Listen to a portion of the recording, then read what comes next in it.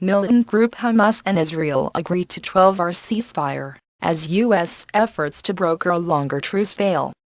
Protests raged across Gaza, as U.S. Secretary of State John Kerry failed to secure a week-long ceasefire and Israel warned it might soon expand its ground operation.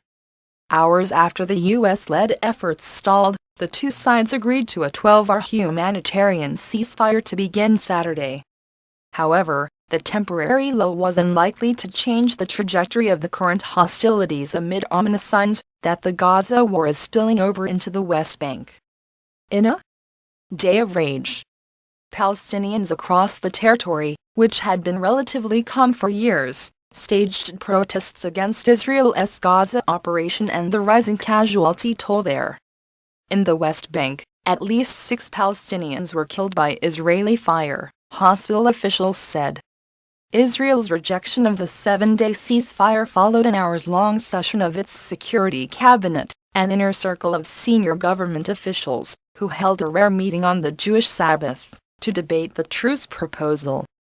Kerry visited Israel and the West Bank earlier this week to lay out the plan. Kerry's proposal begins with a 1-week ceasefire, and then moves to broader negotiations over the status of Gaza. Kerry also made clear that he believes the two sides need to complete their negotiations over the creation of an independent Palestinian state to finally resolve the problem.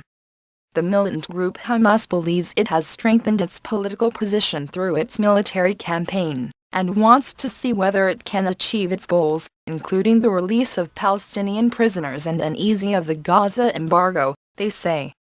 Meanwhile, Hamas and other fighters in Gaza unleashed a new volley of rockets at Israel, most of which were intercepted by Iron Dome anti-missile defense system, several of which were shot down in the general vicinity of Ben Gurion International Airport outside Tel Aviv.